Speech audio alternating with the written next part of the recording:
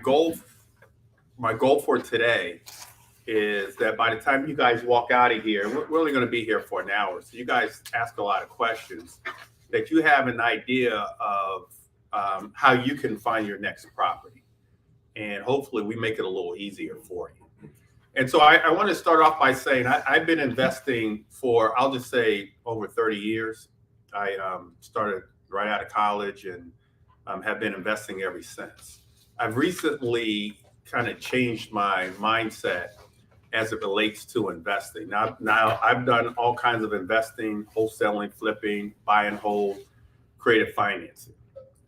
What I've found, because of the marketplace that we're in with higher interest rates, um, that the creative financing is where I need to be and where you need to be in order to build a big portfolio. And I talk about building a big portfolio because we all say that we want to build generational wealth, but hardly anybody does it, or at the very least, hardly anybody even knows what that means. And what that means is having assets, so asset accumulation, so having assets that's passed down from generation to generation to generation to generation. We build wealth, we live a great life for ourselves, but the wealth that we build for ourselves generally only lasts one, maybe two generations. And so generational wealth is you can pass down to six generations. And that's talking about revocable trust, irrevocable trust. We won't really talk about that. But and so my mindset has kind of recently changed to really wanting to build a huge portfolio of properties.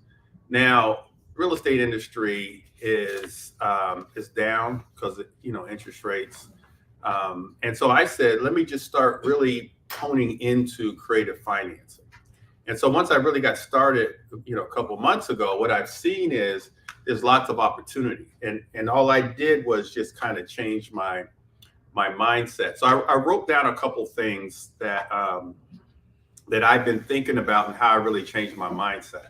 And so number one is, and you guys can take notes if you want, I feel like real estate investors like us, we over negotiate on deals, and we try to get the perfect deal.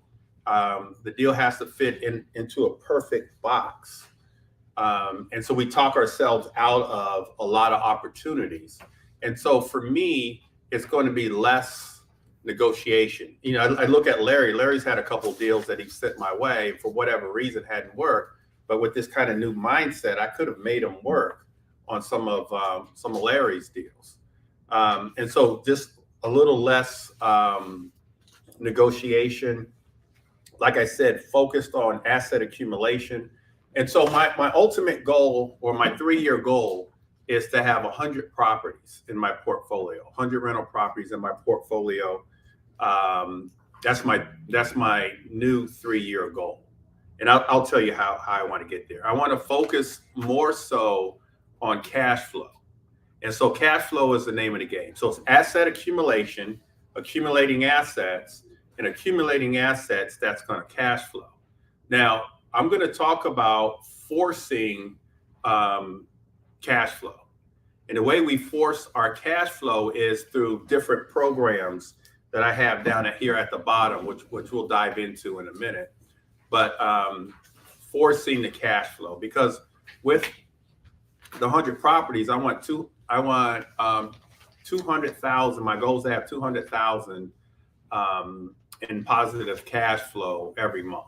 So that's 100 properties that each one is cash flowing $2,000 per property. Now that's a huge goal, right? But I'm going to tell you how I get there.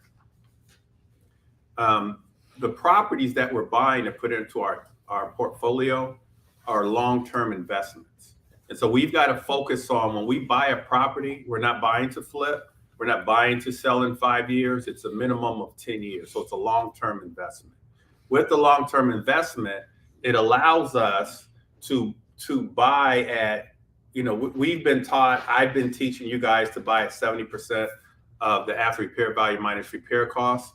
If we can get a property to cash flow from day one, if I can get a property to cash flow from day one, I'm open to buying a property at 80%, 90%.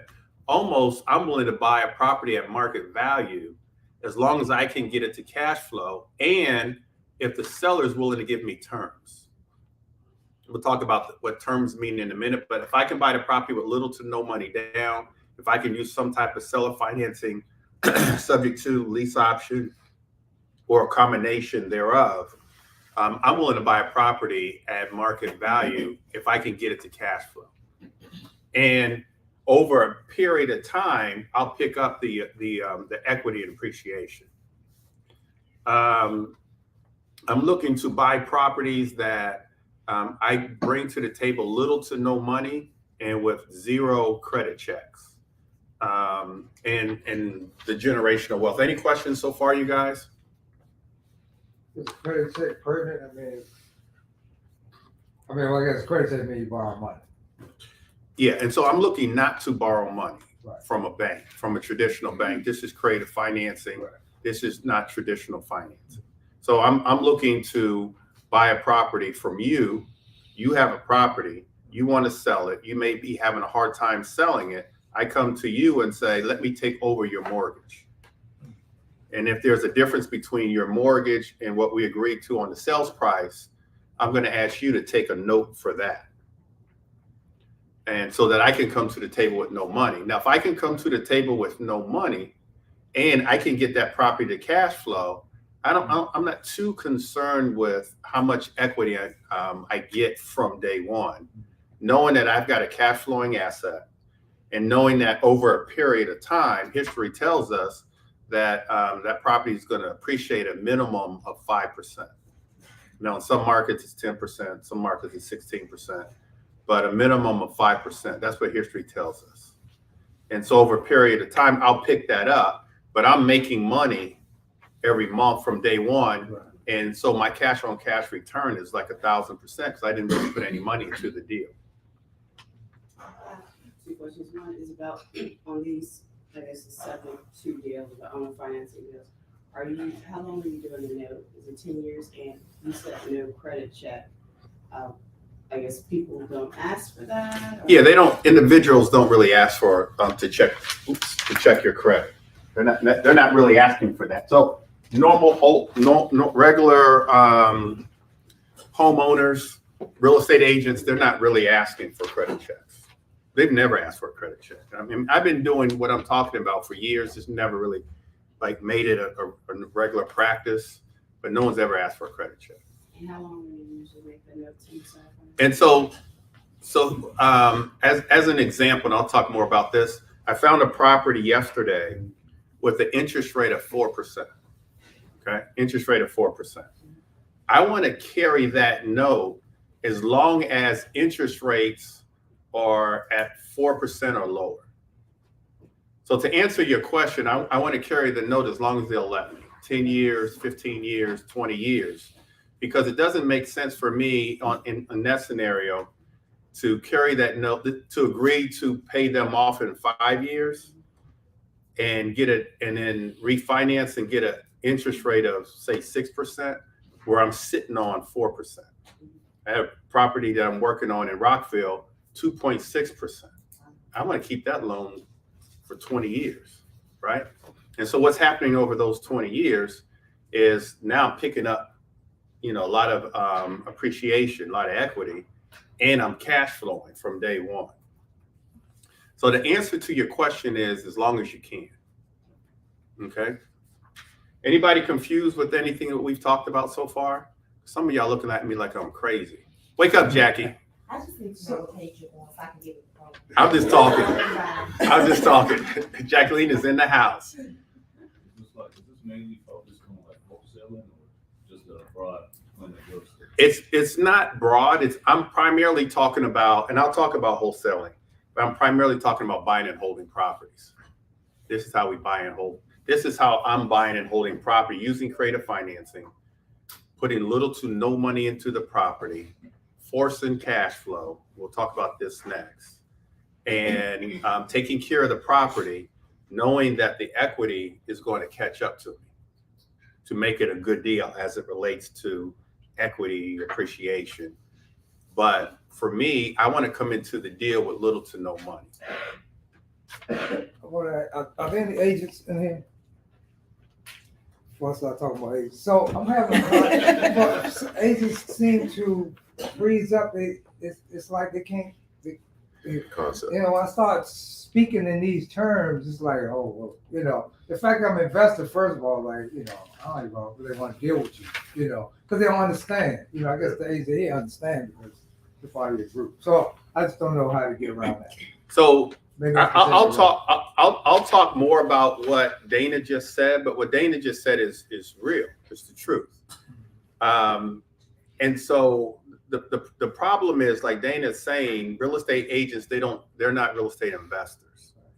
And so we're just not, real estate agents are taught to list and sell properties, not to invest. And so here's what I do. And so the pecking order, and we'll talk more about this, but the pecking order of creative financing is, number one, you first try to do seller financing. That's the pecking order. I think I have them in order here. You first try to do seller financing if there's no mortgage on the property, seller financing. That beats everything. So now you can negotiate your interest rate. And they can finance the whole deal. The seller is the bank, right? We're not going to a bank to get financing. Write this down, 30% of all the houses, 30% of all the houses are free and clear of any mortgages. 30% free and clear, okay? So you're gonna run into, when I start talking about the marketing, you're gonna run into properties that are free and clear. The pecking order is seller financing. The next is subject to. So the ones that have mortgages on them, we wanna take over the mortgage, right? They've got a 4% interest, 3% interest, 2%. We wanna take over that. The third is a hybrid between the two. And so we take over a mortgage at $300,000. We agree to buy the property at $400,000. The difference is $100,000. We want to do a hybrid method of taking over the mortgage and then having the seller finance the rest, right? And then I'll just say the last is a lease option.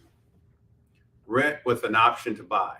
If all else fails, they don't get anything else, they don't understand it, they don't want to do it, we say rent with an option to buy, okay?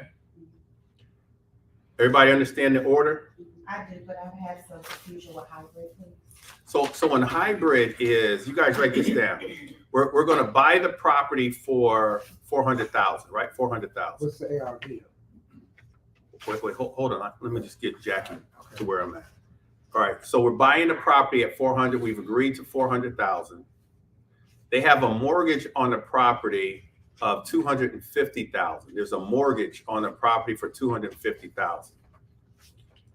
We want to take over that 250,000. That's called that's called a subject to. So we want to buy the property subject to the existing mortgage. There's a $250,000 mortgage on the property, 4% interest. I want to take that over, right? Keep it in their name, but buy the property subject to that $250,000 existing mortgage. You guys with me? So that leaves how much? 150. That leaves 150, right? So instead of us reaching in our pocket and giving them the 150, because we're going to buy it for 400, you guys with me? And instead of us going to a bank to get the 150, we're going to ask them to be our bank and give us the 150 on paper, to give us a note for 150. So that's hybrid. We're combining two strategies. It's like a promissory note. And, Yeah. and they'll get their profit monthly. They'll get their payment. So let's say the 150, and we negotiate 4%, whatever that is, they get that monthly along with whatever you're paying on their mortgage. To Dana's point, the problem with realtors is there's no commission involved in any of that. Well, so here's the thing with How would the agent get paid? Here- I have it listed. So here's the thing with the so I got 2 points. So number one, you always have to first think when we're dealing with realtors. The only time we're really dealing with realtors is if we've got an active listing that's been on the market for 30 days or more. Now we're calling the realtor to say, would your client entertain, if I make your client a full price offer, would they entertain terms or creative financing, right? And if so, I'll either let you have both sides of the commission, or we'll work your commission in. We got to take care of them because they don't understand. Yeah, right. And if they do understand, they're like, well, how am I going to get paid? We got to take care of them first, right? And then the other thing is, I gave you guys the pecking order. I start out with rent with an option to buy. Even though I gave you guys the pecking order, I start off with lease option. Somebody tell me why. You mean when you're dealing with an agent, you do that? Or Yeah. Let's talk. Huh? Because it's what they understand. Okay. Okay. And so, as an example, I was watching the game, the Spurs game last night. And I was like, man, I need to make some phone calls. I don't know if I lived today to its fullest, and so let me make some phone calls. And so I was making some phone calls just out of the MLS, just looking at properties, listings that have been on the market for 30 days or more, expired listings, rentals. So I came across this rental in a real nice area of Baltimore, Fells Point. And I called, when I saw it, they was renting the property, but when I went to the tax record, they had tried to sell it too. So I was like, in my mind, what's the first thing I thought? They'll probably take a rent with an option to buy. So I called and I said, would you be interested in a rent with an option to buy, a lease option? They said yes. I said, okay. And I said, well, I saw that you was trying to sell it. I see what you were trying to sell it for. Can I just take over your note and then pay you the difference? You take back a note with the difference, the hybrid. And he said, yeah. This is last night at 8:30. And so when we leave here, I'm going to the property. You want to go with me? So you're dealing directly with the homeowner. So he was an agent Oh, it's an agent. who's an investor. He had it active on the market for rental. And I saw that. And I said, well, let me just call and just see what's going on. So I said rent with an option to buy, even though what I ultimately wanted to do was buy the property, not rent it, buy the property, and then and do the hybrid. But I couldn't start off with that because I didn't know if they understood that language. So for an agent, rent with an option to buy, there's something in it for them.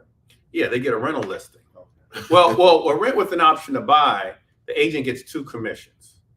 They get the rental commission on the front end, and on the back end, when you ultimately buy it, they get the sales commission. Okay. When you buy with seller's financing, who's paying the commission, and when does that get paid? So it depends on the terms, but you just work it out with them. So you either say, look, your property, if the property's not selling, you wouldn't have gotten a commission anyway. And instead of me giving you the $10,000 commission that you would have gotten, let's just work out something where I just give you $5, because 5 is better than nothing. Or you say you would have gotten $10,000, I'll give you the $10,000, but let me walk that down over the next couple months. The whole deal is created. Yeah. That's why realtors don't.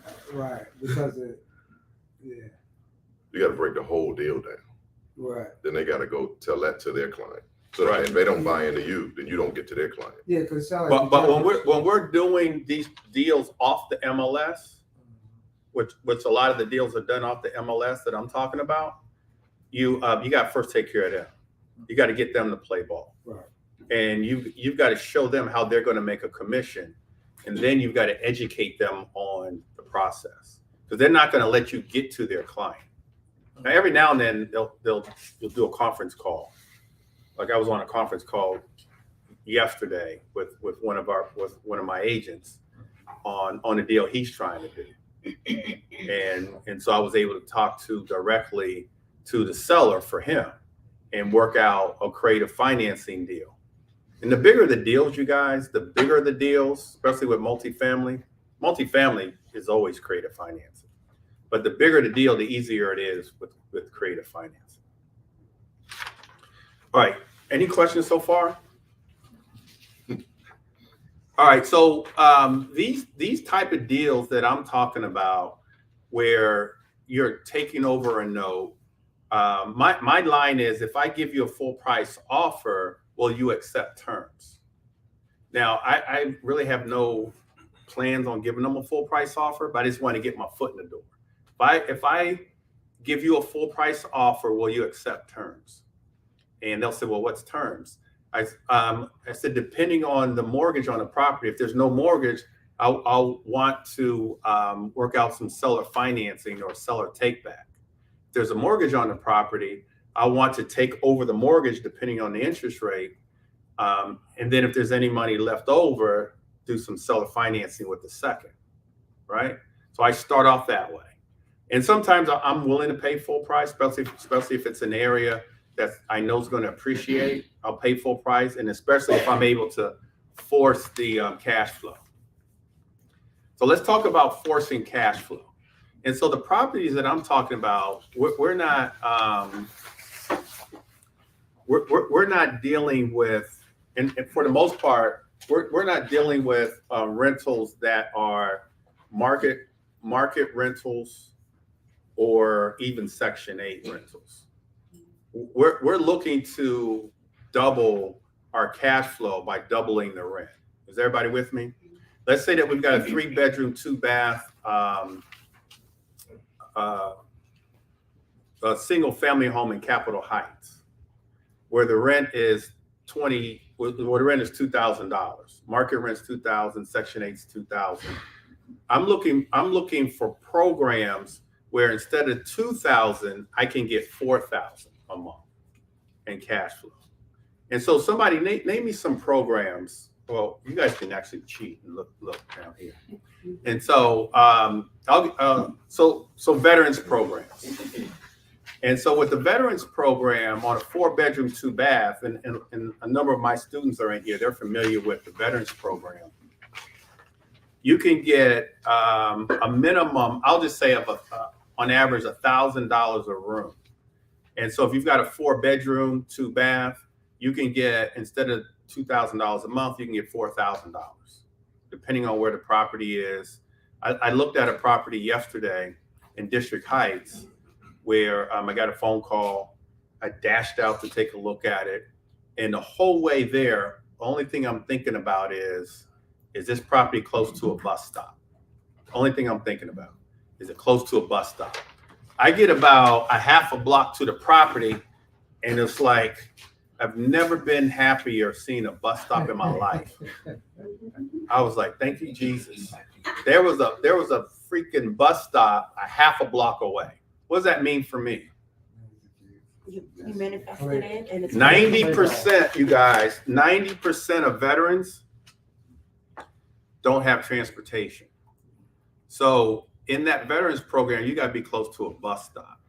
And I had a bus stop a half a block away in District Heights on Gateway Boulevard. 4-bedroom, 2-bath house, $1,000 a room. The rent over there is about $2,000. I can get 4, and the house was it was recently renovated, but it was they tore it up a little bit, the tenants, so you can patch it back up.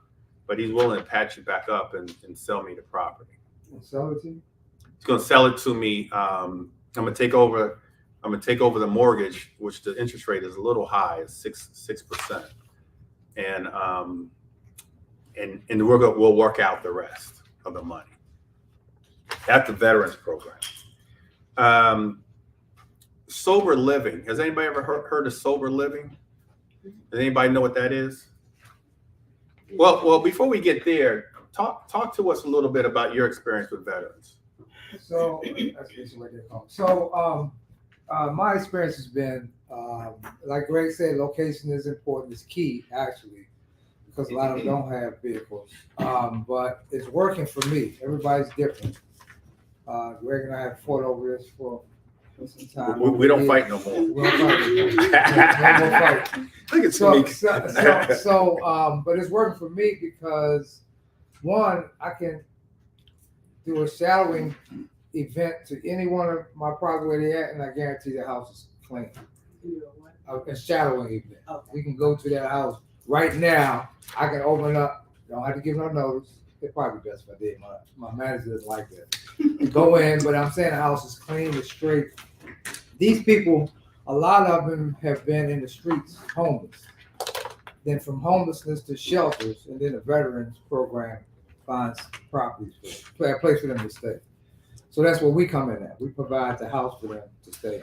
But what I'm speaking on is the mindset of these veterans are most of the time are grateful. I mean, everybody's different, but for the most, what I've seen, are grateful to have a place to stay, and they kind of take care of your stuff.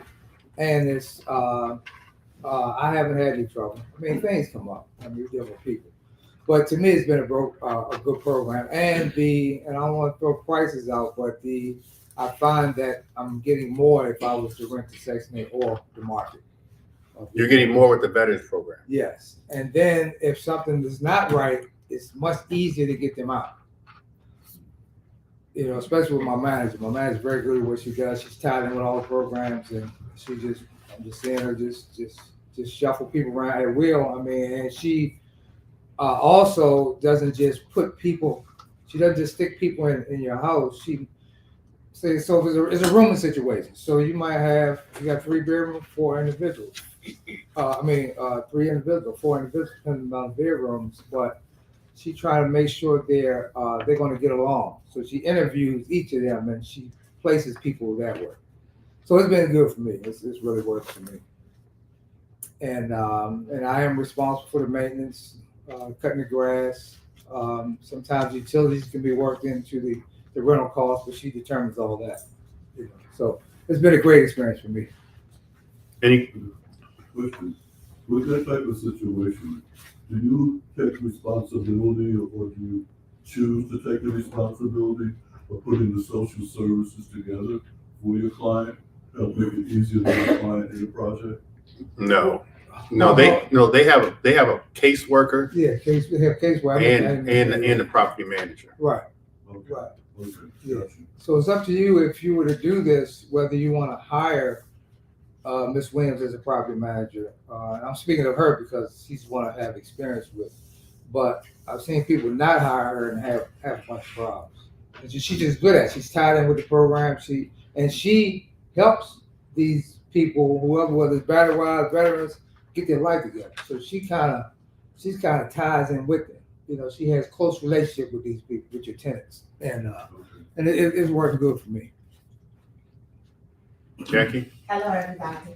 Okay, so my company is called Hearts Communities Housing Assisted Resource Team. We specialize in providing quality, safe, and sanitary housing for long-term voucher recipients. So I became a licensed real estate agent almost 10 years ago, but I've been dealing with vouchers for about 15. I started doing that because my family had vouchers and they didn't know how to advocate for themselves. So my pitch here is that I really enjoy working with vouchers as well. They do give you more income. First go to 15 to get paid. You get your inspections and you make your money. My program provides a segue to independence though. So we put them in quality, safe, and sanitary housing. We wrap services around them. So we have found over the course of 15 years, we'll put them in a property, they're not keeping up with their caseworkers and stuff like that. So we now wrap services around them and then teach them how to purchase with their voucher. If you're a federal voucher recipient, you can purchase with that voucher. So we're teaching them how to purchase with those vouchers and become self-sufficient.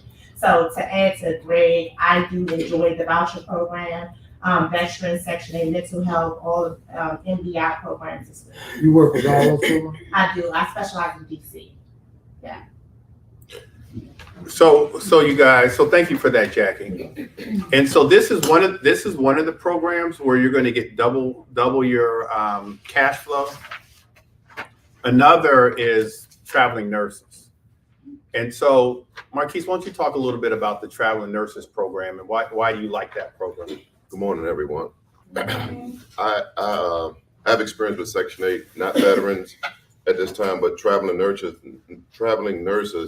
has been unique, and I found that similar, that sounds like to veterans, you're getting equal to, if not greater than, the amount.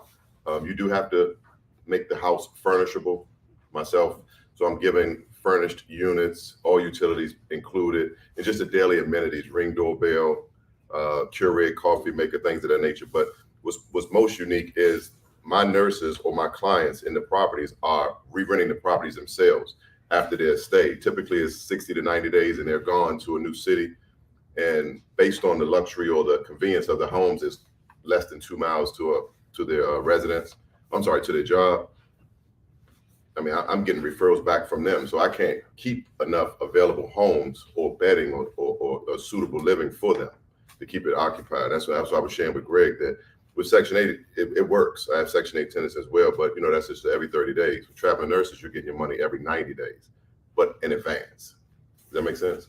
Yeah. So, and I'm renting rooms as well. So it's shared living space. And they don't mind what's most important is the bathroom. Somebody wants to share a bathroom. That's what I'm finding in that space. So 4 bedrooms, 4 baths, 3 bed, 3 baths, right? Because when I initially started, I was thinking that women wouldn't want to share a unit with the male and vice versa, but the nurses educated me because they're all within the same community. It's a tight-knit community, but traveling nurses it's very lucrative. Do you have the program that you work with? It's just travel. It's called traveling nurses, and that's the program that the nurses go to. But if you go to furnishfinders.com, that's the platform that the nurses go to look for the housing. So it's if you're a nurse, you get a stipend, right?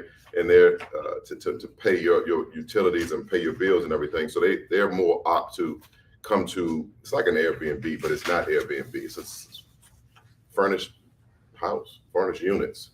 So I'm having about 6 to 8 units or rooms within the same house rented out on different levels. So you break the number of bathrooms to that? Do you go in and renovate it? Yeah. So you pay for it? So I try to purchase, maybe say a 5 bed, 3 bath, I'll make it a 4 full. So one of those bedrooms I convert to a bathroom. So if you had let's say 2 bedrooms on one level and 1 bathroom. Yep.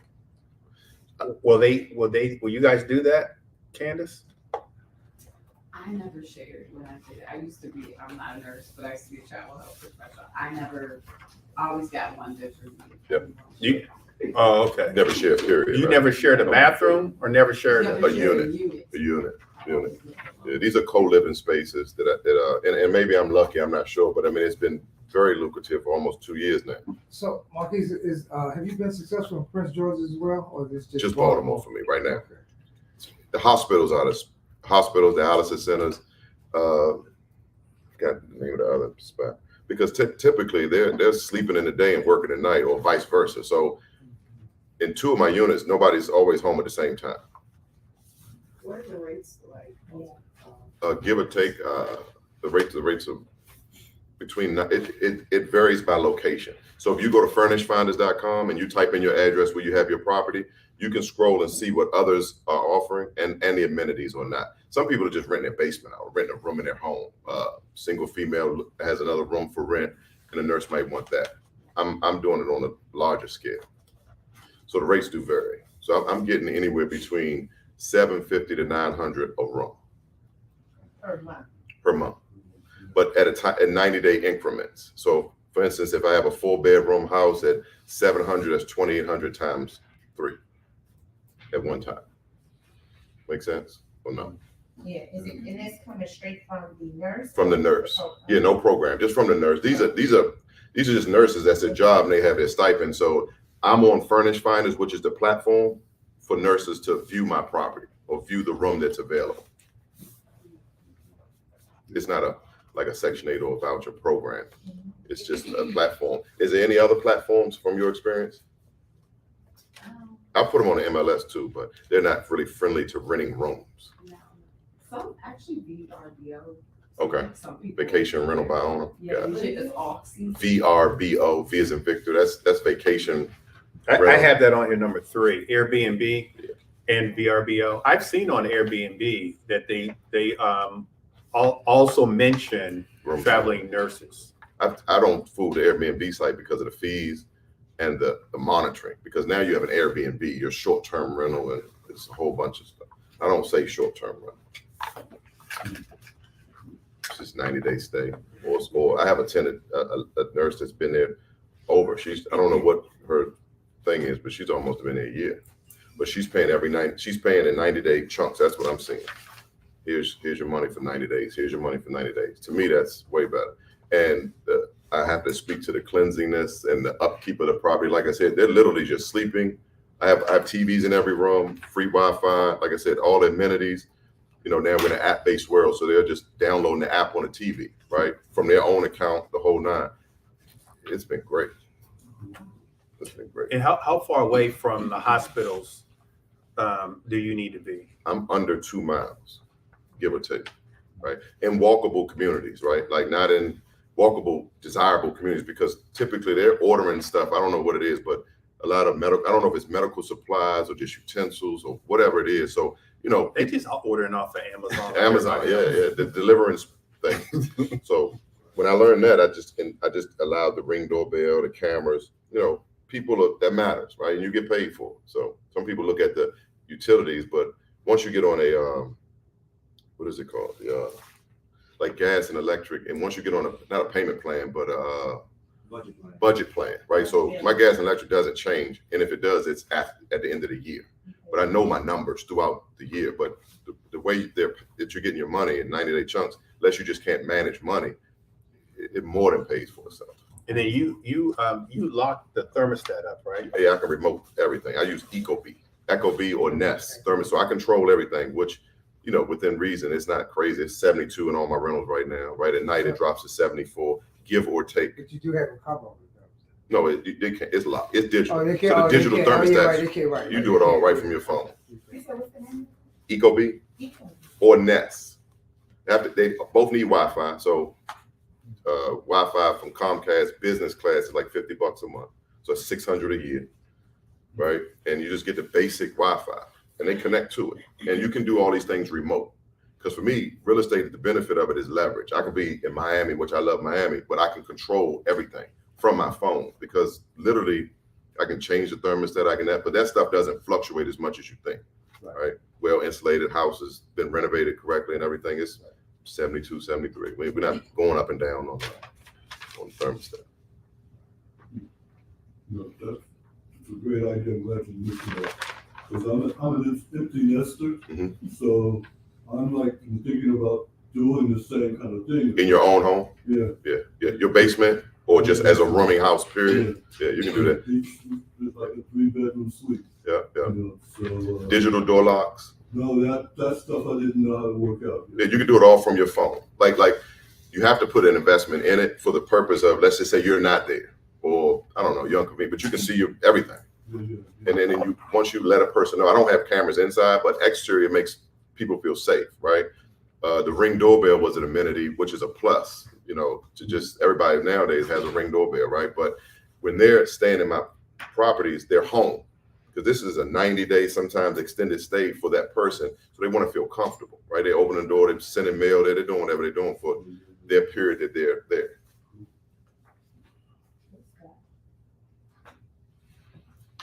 All right, any other questions about traveling nurses? I think the key to traveling nurses is location. And amenities.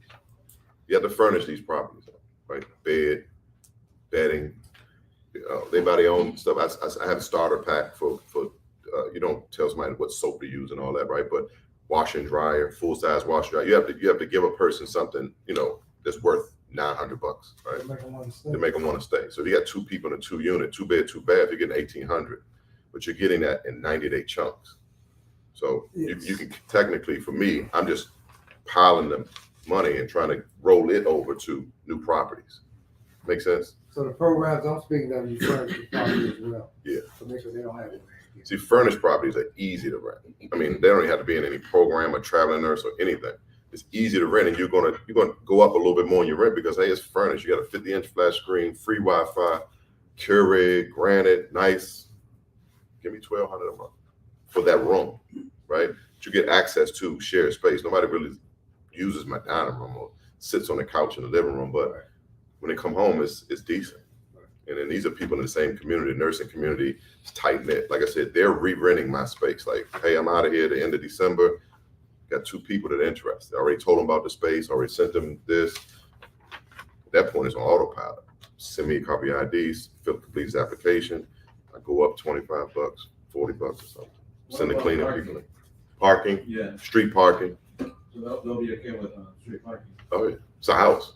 I'm not an apartment. These are homes, single family homes. But most of those travel nurses are. They're working at night, vehicles. sleeping in the day, or They're sleeping not in the using day. vehicles, are they? 'Cause they come from somewhere else. Some have zip car, Okay. right? Remind you, they might be in Oklahoma, but they're coming to Baltimore because it pays more, Right. right? Right. Kidney specialists and radiologists are high in demand for whatever. So the dialysis centers, high in demand. You know, they're crazy. So I don't know why they would send somebody from Oklahoma to get that. It's the cost. They get paid more. Right. So Marquise, you mentioned single family homes. Is that your focus for this inside the road? I prefer single family homes for multiple reasons. One, older generations need ramps, first floor living, no steps. This is aside from traveling nurses, but I'm seeing this in my regular units that don't have any programs or might be self-pay. Wanting to leave and say, hey, do you have anything else? My mom's getting older, right? We put her in the basement just so she had to keep going up and down the steps. So accommodations, single family homes, we can retrofit them accordingly. But also older tenants, you know, seasoned tenants, so to speak, grandma, aunt, uncle, whatever it may be, they have constant money. They don't like to keep moving. So I'll install a ramp, a 36-inch open the door for wheelchair, whatever makes sense, because we all accommodate each other, right? One, the cash flow. Two, you can increase the rental amount based on accommodations. And in Baltimore, I'm not sure Jacqueline might know, but in DC also, they have grants and vouchers that can accommodate and will build a ramp. You build a ramp, they'll give you the money, right? Or 36-inch wide open door is accommodating to a wheelchair, right? And a person, which when we list properties in the MLS, I always ask, what are the handicap accessibilities? I'm choosing none because 99% of the homes, they're not, unless it was previously owned or operated by somebody that needs wheelchair accessibility. But that's a class of people that are not being quote unquote catered to as well. First floor living, and then being able to just go in and out of every room, right? They don't move because there's not a lot of options. So are you looking to do many more traveling nurse homes? Yeah, I'm looking, I like the shared living space. I like the furnished living space because it's constant, it's moving, right? I mean, I love Section 8, don't get me wrong. I'm voucher all day long. You've been vouchering for 15 years. I love it. I love voucher tenants. I do. I love all, but again, it's the constant cash flow. But the chunks of money from traveling nurses just spark me like, whoa. So I can get 4 beds, 4 baths, and let's just say it's 3,600, but I'm getting whatever 36 times 3 is. Was that 9,000? All at once. All at once. There's nothing to monitor if you renovated it right. If you're a slumlord, then yeah, you're getting the calls, but I'm not getting no calls. So you're managing your own property all day.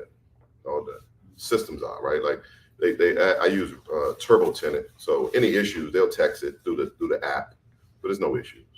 The LED light bulb when I was. Ms. Chambers, change the light Turbo bulb. Tenant. Thank you.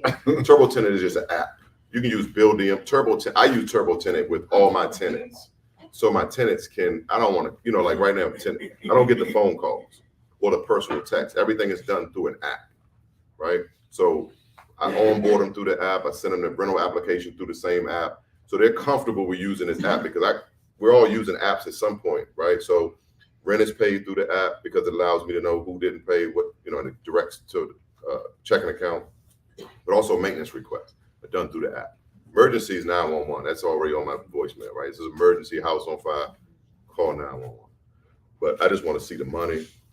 And then Ring doorbell, I have access to see, like to the house, exterior, and the cameras outside. This stuff is inexpensive once you set it up, connected to the Wi-Fi, because it's convenience that we pay more for. When you go on vacation, you want convenience, right? Digital everything. I can change all the door locks from my phone, everything, Wi-Fi code, whatever it may be. So there's no eviction process to really put nobody out. These are professionals, but you do got to give them a good place to stay. Right. So have you ever mixed professional or regular professional with a traveling nurse? Say that again. So we have luxury co-living spaces, Yep. which is the same, which is basically what you're doing. Have you ever mixed the two, or they're all just nurses? I don't know that. I haven't mixed it. I have Section 8, traveling nurses, and self-pay. Those are my three clients But right not now. mixed together. You talking about in the same Yeah. domain? No. So just have Because right To now, be my on traveling different- nurses be are on bringing me different- traveling nurses, right? Like I'm off of you're getting a lot of referrals. I'm off of furnished finders. Literally, I need property, right? Because I'm off of furnished finders, not because I want to be, but because one, I don't have any more properties, but I have clients. So I was even thinking about doing it myself. So if you have a property that you need to put tenants in, I'll sublease That's your a property master. and put my own tenants. So what he just described, did you guys hear what he said? What he just described is called a master lease. So he's willing to, let's say Dana has a property in 21214. He's willing to lease out his property, and let's just say Dana's going to charge him $1,600. He tells Dana, look, let me lease your property out for 5 years, but I'm gonna sublet it out to nurses. Dana says, no problem, as long as you pay me my $1,600 a month. He's gonna sublet it and get double the rent, and so now he's got even more cash flow. That's called a master lease or a corporate lease. That's what that's called. And so now your focus is long-term cash flow. Now, my preference would be for him to approach Dana in a way that, oh, you're willing to do a master lease. Would you also be willing to do a lease option? So after the 5 years, everything goes well. Can I buy your property after the 5 years? And let's say Dana says yes. You want to lock into the sales price in 5 years. You want to lock into that number now. Dana says, well, market value is 250,000. Let's lock in at the 250,000. Now, would it make sense for Marquise to lock in at 250,000 today, which is market value, to be able to buy that property in 5 years, but enjoy the cash flow in those 5 years? Would it make sense? Would you do it? Yeah. The only thing is, Marquise has made it so comfortable for me that all I'm doing is collecting money. Why am I gonna sell? Give up that 6. Well, you don't. No, you do it from day one. You do it today. Like we lock into a contract today. We're going to sign a rental agreement. We're going to sign a sales contract. So we lock in today. Yeah. Or you sweeten the pie and say, hey, I just give you 2,000 every month. You ask for 16, I give you extra 400. That's like you're not even thinking that. Already put in for inflation and all that. Take the 2,000. I'm getting 9,000. You know what I mean? So it doesn't even matter. Most owners are not. Some owners, not most, but some. Everybody's not designed to be a landlord. That they don't even see that as a business. They think it's just, hey, buy the house, fix it up, rent it out, and hope somebody pays me. They're not putting systems in place. They're not managing, because you're putting people in the house. You got to manage. It's not perfect, don't get me wrong, but whatever the issue is, can you deal with it, right?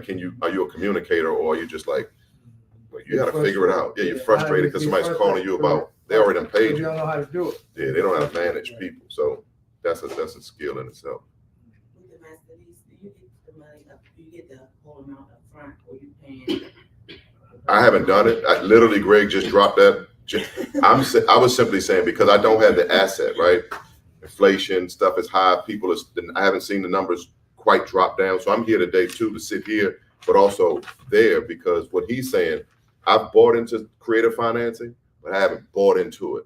And my one question to Greg, and we've talked about this offline, was what if the seller files bankruptcy, right? Because I filed a bankruptcy before, and I know that that's a protection. So if I own a house and I'm under agreement with Greg, Dana, whomever, to sell my house under creative terms, when you're backed up against a wall or facing a hardship, people do what they got to do. So I'm like, all right, Greg, come on, cool. You're going to put people in there? 6 months to 8 months down the road, I grow a brain and be like, no. I've talked to 2 people and somebody said, you need to get out of that. Or my hardship still perpetuates, right? So now I just filed a bankruptcy. Bankruptcy attorney tell me, don't worry about none of that, because it's the asset, right? It's the house. Okay. So I look at creative financing as an option, a great option, right? But you do got to sell that to all parties, and we got to be clear what we're doing, put it in writing, and then pray that you don't File a bank. So- Only thing I so- can so- see. so- The chapter 7 is Let's mean. talk about that, Greg. So what's Huh? the worst case scenario of somebody doing that? The only way you're gonna lose out is if you put a lot of money on the front end, because if they back out, then hey, okay, I get my tenants out. So let me I'm just say it this way: the contract that we sign protects you from all of that. Right. And so in the contract, it says if you file a bankruptcy, you cannot put the house in the bankruptcy. So that's number one. Okay. Number two, for some of these, and I haven't got to it yet. What I'd like to do is either deed the property over to myself. That's kind of the main thing.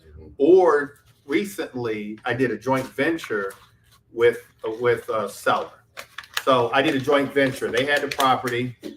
I had the money to renovate. We formed a joint venture and recorded the joint venture. Now, if they personally file a bankruptcy, it has nothing to do with the joint venture. I like that. 'Cause it's But all in our control. agreement, you'll see, like our coaching students have our agreement. It paragraph after paragraph talks about bankruptcy, That's important. and it tells them they can't do it. Right, okay. So let me answer her question real quick. So I think your question was, with the master lease, do you get your money up front from your tenants? It just depends on what you're using the master lease for. So of course, if you're using a master lease and you're going to use your master lease for traveling nurses, yeah, you get your money up front, 3 months chunks. If you're using your master lease, most people use for Airbnb and VRBO, most of the people, those are master leases. They're not owning the properties. They're just subletting them out. Then yeah, you get your money up front. So I'm going to come stay in your property for a week, and in 3 months, I'll stay there for a week. You get my money up front, my deposit. With the master lease that you're leasing to an investor, and they are leasing to, they're subleasing to. Right. So if you're the owner of the property, Mhm. and let's say my lease with you, I'm the investor. My lease with you is $2,000 a month. I pay you $2,000 every month. Okay. And then now it's on me to get my money, however I get my money, through luxury co-living, through Airbnb, VRBO, or traveling nurses. That's up to me. And so you guys have heard of people owning 50 to 100 Airbnbs. They're master leases or corporate leases. Most of them are. Did you have a question to me? Yes, you guys are hitting on actually a question I hadn't read. Like for the first three options, seller financing, subject to transaction, and the hybrid, you mentioned it, but are you doing a title closing for each? Absolutely. And so here's the difference between, well, you guys tell me, what's the difference between a lease option and a seller financing? What's the difference? Why do I prefer, and why did I put the pecking order, seller financing, subject to, and then lease option? Why is it that order? You can negotiate the percentage. That's part of it, but what's the main thing? First, you get the You deed. own, you go to closing for the first. So the first two, you actually own the property. You own the property. And the lease option, you don't own it until you exercise the option, right? And so I want to go to closing. I want to own the property. I'm going to get just a little technical. I want to own the property, but I don't necessarily have to. I want to sign all the paperwork. I own the property. I don't necessarily always want to record the deed, though. I want to have the deed. I want to have it signed. I want to be able to record this deed at a later date. Somebody tell me why. This is technical, but some of you guys should know the answer.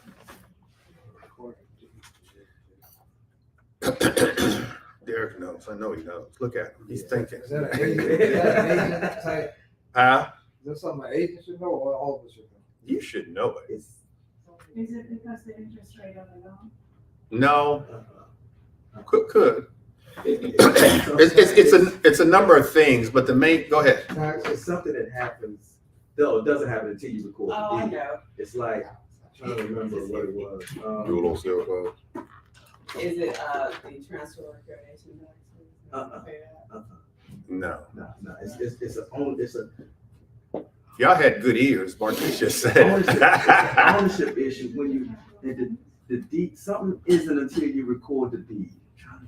Well, it's two things actually, but the answer is, so there's this thing called a due on sale clause, right? And so what that means is a mortgage company, once the property is sold, then the deed is due. I mean, and once the property is sold, the deed is the lender can call the mortgage. They want all their money. That's what a due on sale clause means. So if we do creative financing and I keep that lender's mortgage on the property, that could trigger the due on sale clause. And so in order for it not to trigger the due on sale clause, I could put that deed into escrow. We signed it, we'll put it in escrow. I'll record it 2 or 3 or 4 years from now. So I was talking to a guy last night, and he said, what about I've got a prepaid penalty. I got a 5-year prepaid penalty. And I've only been in this loan for 2 years. I said, don't worry about it. I said, we'll go to settlement, but we won't record the deed until after that prepayment penalty, because if we record it now, that could, and in most cases, I think it triggers it in a way that the lender calls you every 1,000 times it's done. It's done more now because more people are doing creative financing, but you don't want to have to trigger that due on sale clause. Now there's remedies for it. The easiest remedy is if you do a deal like this, like a creative financing deal, and you do record the deed, then you can get due on sale clause. Write this down, you guys. Due on sale clause insurance. And so you can get insurance just in case the lender comes knocking and says, I want all of my money. Then the insurance company will take care of that. So there's insurance, but there's other ways. You can just deed it back and get into a lease option for a period of time. There's a number of ways to overcome that due on sale clause. Insurance company will pay the whole thing? Yeah. Because They'll pay the whole thing because it almost never happens. So I'm just telling you guys what could happen, but it almost never happens. It only happens if the investor, if us, if we don't do our due diligence, or we record the property incorrectly, or paperwork is not right, then it will trigger the due on sale clause. And title company, I guess you have to find the right title. You got to find the right title company. But the easiest way to do it is just to go to settlement and just not record the deed for a certain period of time. That's called either land contract or an installment agreement. So on number 7, I've got an installment agreement. So that's an installment agreement that we an installment agreement. We'll buy the property, we'll take over the mortgage, but and we'll even record it. But in an installment agreement, the seller still controls still controls the title. That's what an installment agreement is. What are some of the risks that may arise from not reporting that right away? I don't really know of any. I'm sure there are, but because at that point, the original owner still owns that house. No, you own it. Because it hasn't been recorded, right? Well, no, you own it. It's just that the mortgage is still in their name. Well, I understand that.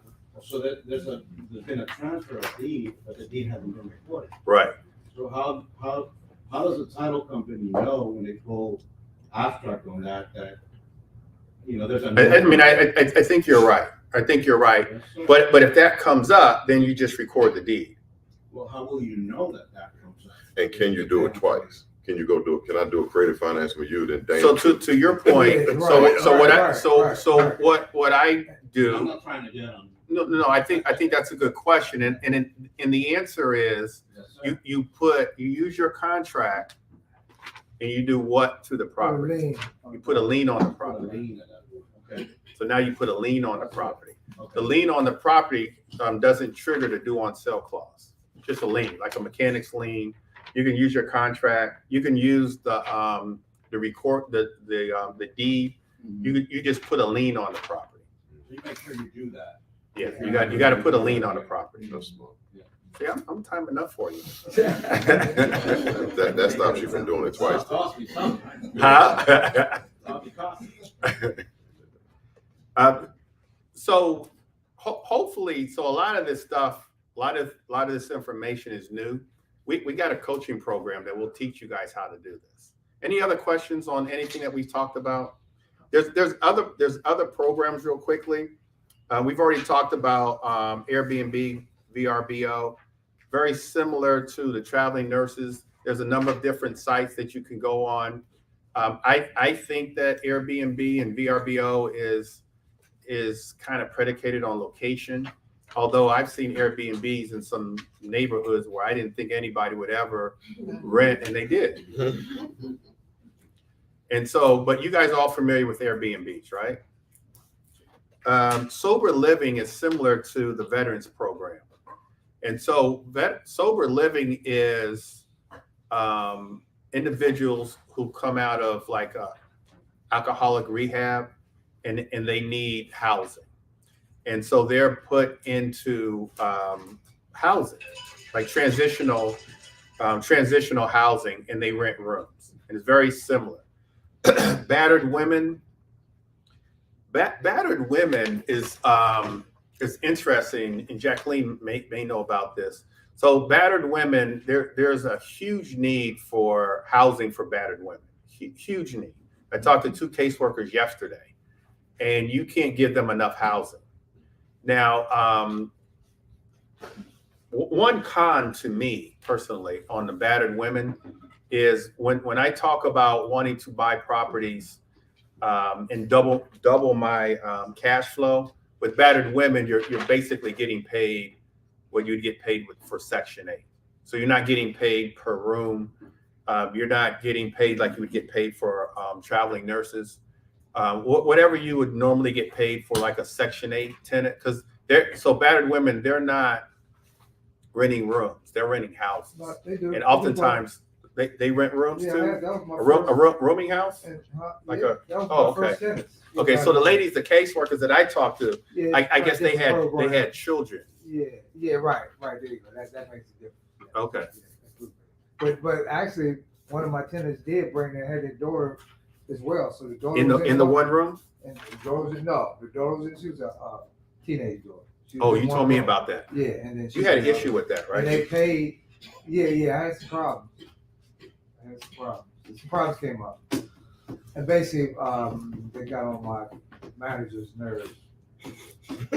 But at any rate, they'll rent rooms too. Yeah. So they paid for the daughter. They paid me for the daughter being in a room and for the mother being in a room. So I got 2 off of one family. Yeah. Okay. So I guess it depends on what So I talked to 2 caseworkers yesterday, and their clients were right there with them. The program is great. DC has a huge need, but Baltimore has a huge need too, you guys, for battered women housing. I don't want that client. I can see. Wait, hold on. I feel like you're getting ready to say the wrong thing. I feel like you're getting ready. Wait. Let me be your filter. You're getting ready to say the wrong thing. We got women and we online, Marquis.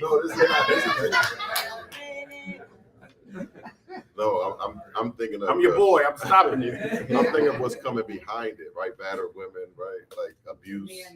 The person that's the perpetrator continue to come after that. I had a terrible situation with a tenant. She wasn't a battered woman, but she wasn't in a program. Like her boyfriend just kept kicking my door. Like, you know what I mean? So I'm like, you got to leave because now the police coming. Nobody's repairing the door but me. I did it 3 times. You know, it's just rough being a landlord, young, black, and then your tenant's young, black, and then you got to communicate to him like, bro, you can't just he bust my window out. He's looking at me like I don't care less.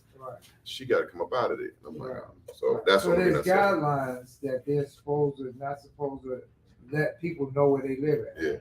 It's Yeah. almost like they had a witness protection program Okay, yeah. for the battered women. Yeah, mine was just a boyfriend that just wasn't stopping. But yours was just Section 8, wasn't it? No, she didn't even have a voucher at the time. This was 2005. It just, she called me like my boyfriend even, like, call the police. I have nothing to do with that. I'm not, but then my door gets kicked in, right? She leaves, But I think my this, door wide this with the open. battered women is different. Okay, that's what I. The program is different. They got Okay. caseworkers, and like Mark, like I asked yesterday. I said, "So where are you now?" I was trying to figure out if they were like in close proximity to one of my properties. It was like, I can't even tell you. We can't even tell you where they Right, are. that's how it is. I'm like, is this like the CIA? Like, Yeah, what it's is like this? a witness protection. Yeah. Wow. Yeah, it's a lot. They don't pay more though. Hmm? They don't pay more. No. I mean, unless I didn't know that they do the rooms, but Yeah, for the they do. families, it's what they told me was basically equivalent to Section 8, which is still good. But it just depends on how well you buy the What property. you think I was about to say? I don't know. I didn't know. I didn't know. I got a mother. And the reason why I stopped you is because I was reading up on sober living online, and I'm all for it. You know, I've had people in my family that had alcohol abuse and all that. So I'm all for it. But online, it's like you want to move them drunks into your neighborhood, stuff like that. Oh yeah. No. And I was like, I hope Marquise is not doing that. No. Did you have a question, Jacqueline? So for the battered women, is the agency paying the rent or the person? The ACC, okay, so this is the other thing about the programs that is important is that they start off paying their full rent, but the object is to wean them off of their program. So the program starts to pay. Yeah. And then over a period of time, they wean them off. Yeah, Like so, the so it might veterans. become a percentage, half and half, whatever percentage that's necessary, and at some point they might be on their own. But what my manager does, she does 6-month leases. So if something's not going right, okay, it's not a year, And the good thing about most of the programs is that if they become totally independent on their own and then they fall, they jump right back and pick them back right back up. That's what I like. And this is the battered women program? Well, it's different. So far I've dealt with battered women and VA, and they both have worked. I haven't had that experience. That So same it's way. another program like yours called Rapid Rehousing. Exactly, right. Yeah. That's one. That's what it is. That's the battery. Yeah. Huh? Oh, that's battered women. I didn't have a Yeah. good experience with that program. Good to know. They have money. Right. So not only do they have a lot of money, they have a lot of clients, unlimited amount of clients. So the Rapid Rehousing program, for those who are not aware, is a 12-month program, but then they have increased the program to an 18-month program.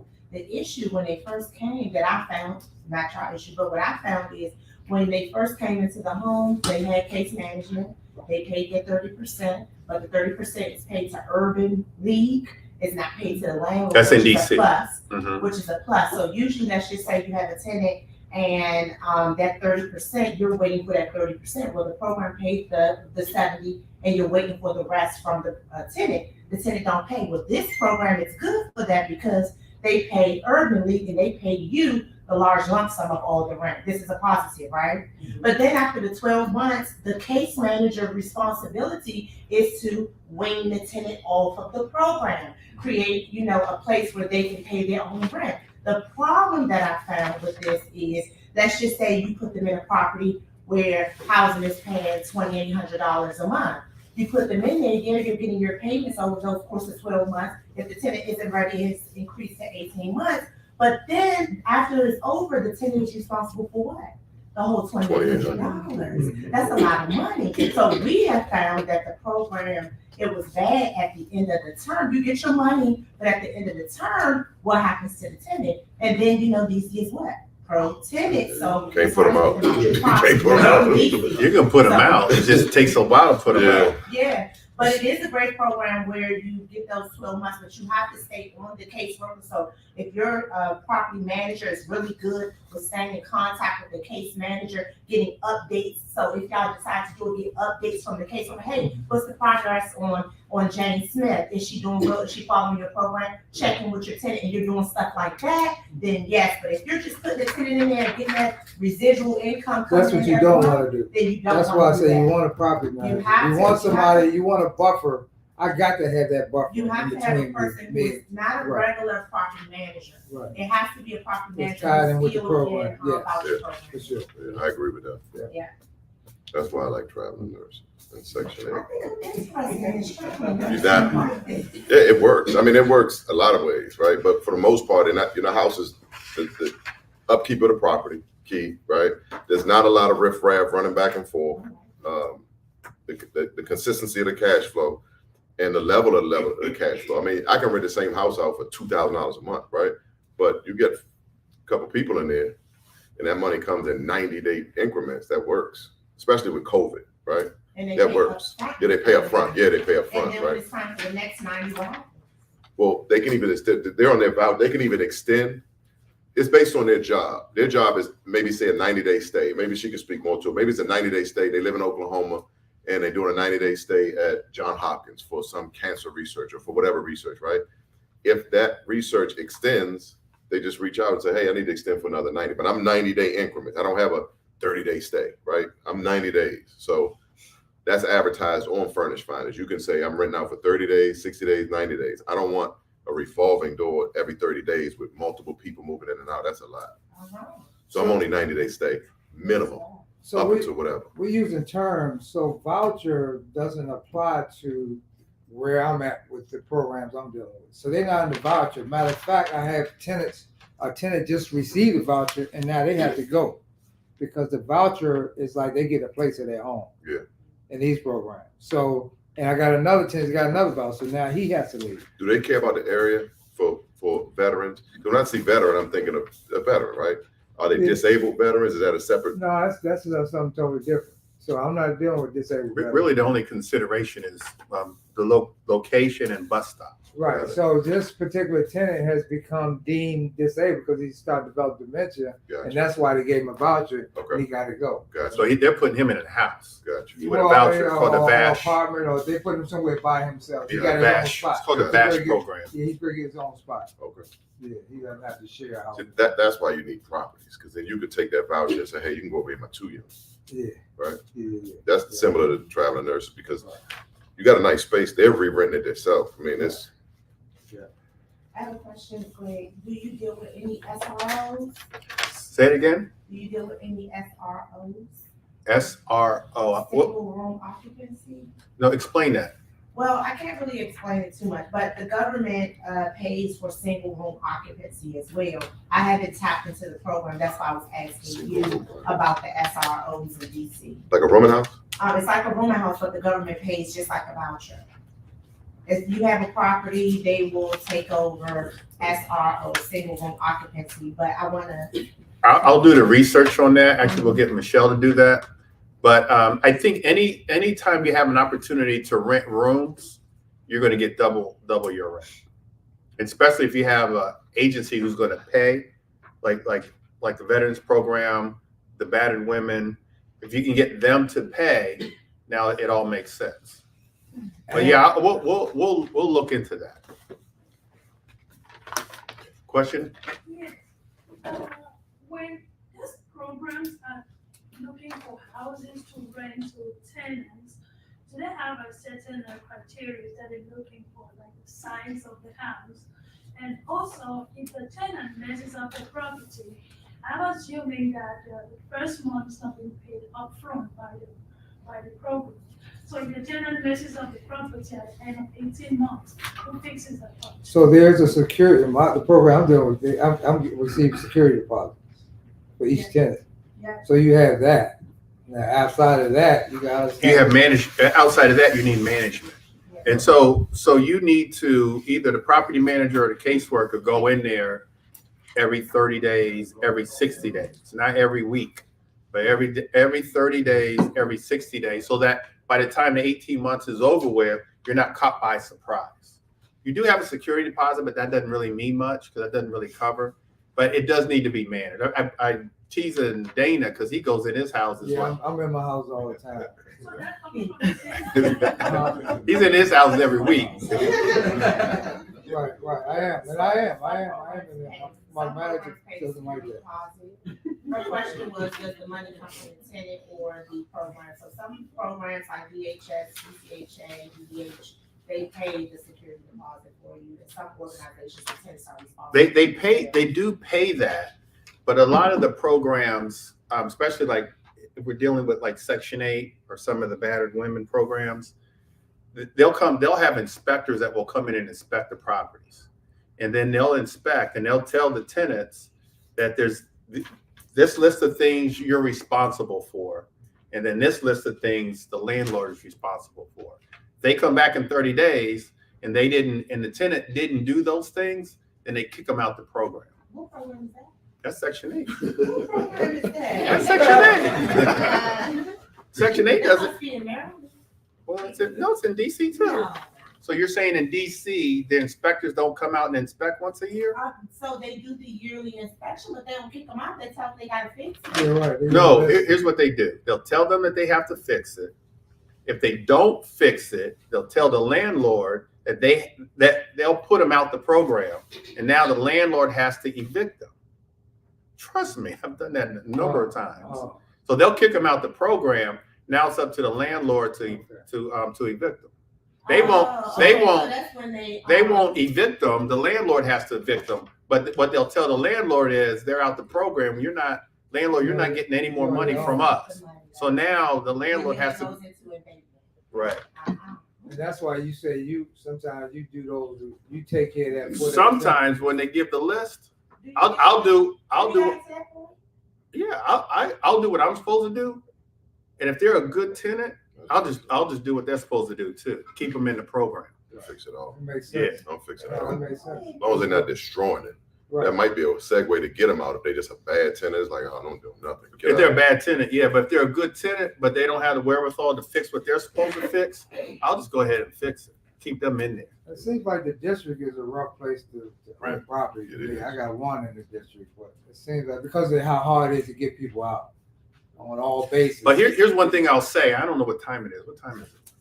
10:30. It's 10:30. Okay, here's one thing that I'll say, that the properties that in the district and Baltimore City, so DC, Baltimore City, have the best programs for what we're talking about. They have the best opportunities to double your cash flow with nurses as an example. The reason why DC and Baltimore, especially Baltimore, is great for traveling nurses, programs, and houses. Somebody tell me why. There's a ton of hospitals. There's a ton of hospitals in DC. There's a ton of hospitals in Baltimore. And so if you can get a property in, you could buy a property in, say, Patterson Park for $150,000, renovate it, you're all in at $200. Your mortgage payment may be, I don't know, $1,200. You can make that a 3 or 4 bedroom. Patterson Park is close to Johns Hopkins and not far from what's it called, Maryland Hospital, and really any of the hospitals, to be honest, Mercy, all of them. You can get double your rent, you guys. Okay. Here's part of what you could do also. Now, why couldn't you guys go on the MLS? We've got agents in here, right? Where are my real estate agents? You guys can go on the MLS and look up either Patterson Park. You can look up 21218, which is kind of right in the middle of the city. That's off of North Avenue, Charles Village. I forget the others. How come you couldn't look at those zip codes, put in your search criteria 4 bedrooms, put in your search criteria active listings that are 30 days or more, and call those agents to see if their client is interested in first doing a lease option. And then if they're interested in doing a lease option, you ask them if they're willing to sell the property, and either myself or you say your investor will take over the mortgage. How come you couldn't do that? And then you go to Marquise and say, hey, they're willing to play ball. Let's negotiate. Marquise says, oh, we're in that property's in 21214. I'll take over that mortgage. I'll pay you a finder's fee, or we could call it a wholesale fee if you want. Or how come you couldn't just take over that, right? How come you just couldn't take over that? So I'm looking at a property today that I did exactly what I just described, but it wasn't an older listing. It was a rental. And I think I talked about it earlier. And it started off as a rental. I said, are you interested in renting? Then I said, are you interested in lease option? Then I said, are you interested in doing a subject to? And all the answers was yes. I just pulled that out of the MLS. So in the MLS, we should be looking at older listings, 30 days or more. We should be looking at expired listings. And your listing expired. And how do you get the owner's name? It expired. You could call the agent. Yes, last night. So me, Keith, and Harry pulled up expired listings earlier in the week. I saw a listing that was in Greenbelt. I said, oh, Greenbelt. I'm excited about Greenbelt because of why? Because FBI is coming along with maybe trying to get to Springfield. But even if it's not, we got NASA here, we got the high school here, and we got University of Maryland here. And so I saw Greenbelt. I said, you know what? That listing expired in Greenbelt. I'm going to call the agent. Didn't I tell you I was going to do that? So I called the agent last night. He's walking in here like he FBI or something. Come on. Man, too long ago got off, so I'm So I called the agent. It was expired listing. Called the agent. I said, I see your property over here off of Greenbelt Road just expired, 2-bedroom, 1-bath. Would your seller client be interested in doing a rent with an option to buy? And she said, no, we already rented it out. But that's what you guys have to do. And so on the residential sales, older listings, expired listings, withdrawals, what else? There's another category. Canceled listings, we should be calling them. You pick an area, call them. On the residential lease side, you should be calling the active listings on a rental side. The active listings, the expired listings on the rental side, the withdrawal listings on the rental side. And what do you say to them?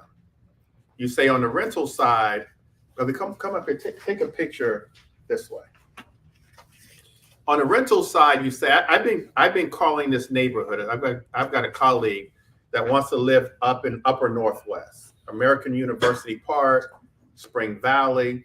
They want to live up there. I've been calling rentals. I've just been calling on the MLS, active listings, or active rental listings. Are you interested in doing a lease option? And I've gotten really, really, really, really close. Matter of fact, one just called me back, but I'm just calling. And so here's what I want to say to you guys. Everything that we're talking about, the opportunities are right in front of us. They're hiding in clear sight of us. Everything that we're talking about is hiding in clear sight. We just need to know how to get to them so that we can do a creative financing strategy and then rent them out to one of these programs to force the cash flow so that we can double our cash flow.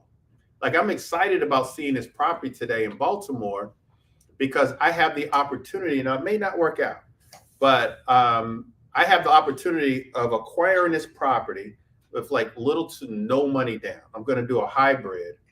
I'm going to take over his mortgage at a 4% interest rate if it works out. And I'm going to take over his mortgage with the on the hybrid with the seller financing. I'm going to even try to. Hope he's not listening. I'm going to try. Mess it up. Sometimes I mess it up now, Greg. Mess it up now, Greg. On a lease option, I'm going to try to defer the first year of the lease option and put that, what I should be paying him on every month on the seller financing. I'm going to try to put that on the back end of the seller financing, so that gives me a whole year to get that property to where I want, get it furnished, get it rented out, really learn what he knows about the nurses, figure out whether this property is good for the nursing or luxury co-living or Airbnb. Give me a year. And let me put that first year on the back end. And in year 2, I'll start off paying the lease option amount. But from day 1, I'll be taking over his mortgage. I like that. I got that off the MLS, you guys. Who doesn't have the MLS? Who's not an agent? Who doesn't have the MLS? All right, so it should be so here's what I want you guys to do. It should be in, is it in the handout? Our partners? Privy. So what page? So on page 4, you got Privy? You know Privy? You know Privy. All right, so the in the second line it says Privy. You guys see Privy? Those that are not real estate agents, everything that I just mentioned for real estate agents, you guys can do using Privy. So all you've got to do is go to, you can't really see it at the top. We've got a discount code, 30 or 40%. Just go to BennettBootcamps.com/partners. Can you guys see that at the top? It's we need to make it a little larger. Can you guys see that? Just go there, and this same page right here will pop up. You can go to Privy and do everything that I just mentioned. Privy gives you access to the MLS. There's no reason why, you guys. There's no reason why, even with just the people here in this room, we shouldn't be doing one deal a month. One deal a month. You say Bennett, Yeah, can you? Okay. Yeah, just BennettBootcamps.com/partners. These are all of our partners. You can get Privy, and I can give you the search criterias to call. Now, some of this takes some skip tracing. So you're going to need to skip trace to get the owner's number. The agent's numbers will already be there. You can call the agents. I see that you've got this listing. It's been on the market for at least 60 days. I have some investors, or I'm interested in buying. Would your seller be willing to, if we gave your seller a full price offer, would they be willing to take terms? And we can take over the mortgage. Well, I would start with a rent with an option. Would they be willing to do a rent with an option to buy? Because they understand that. You go at them at a hybrid. We're going to do. They're not going to understand that. Okay, I'm thinking about the option where you take over a mortgage with a note. So you take over the mortgage. That's a subject to. Yeah, let's say I don't want to have that property for more than 5 years, but that mortgage has to carry me for like 15 years. After 5 years, can I transfer that note to some other person? Yeah, you can assign that deal to another person. Damn, that's deep. And then I didn't think about that. That's good. See? So you can reassign. If you knew all this, you'd have got here on time. I like that though. I like that. Yeah, you can sign it. So now you wholesale it. I mean, you just put the deal into an LLC, and then you just assign the rights of the LLC to somebody then else. what happens to the owner of that property and me and the person that I'm transferring the note to? How does that person get the money? And so you're going to transfer the deal to me in 5 years. I got to take over that note. I got to pay that person. Now, keep in mind, you guys, everything that I'm talking about here today is a long-term investment, okay? If we're buying at market value, we're forcing cash flow. But if we're buying at market value, the appreciation, the equity is not going to catch up for 5, maybe 10 years. But for us, it's a cash flow play. It's asset accumulation. It's cash flow, cash flow, cash flow. And then depending on how the market goes and depending on how well you negotiated the deal, the equity eventually will catch up, but you don't care because it's a long-term investment. This is not a flip. This is not something that, oh, okay, I'm gonna buy this property in 2 years, I'm gonna flip it, because we're buying it above 70% of after repair value minus repair costs. Now, if we can accumulate assets and give sellers almost what they want, but accumulate assets, but force the cash flow through, if we buy it in the right area, through the nursing program, through veterans program, through all these programs, and we'll talk more about it. All we really care about right now is the cash flow. Equity's gonna catch up, right? My ultimate goal is, I'm challenging myself, and I'm just gonna tell you, I'm challenging myself to have 100 properties in 3 years doing this method right here.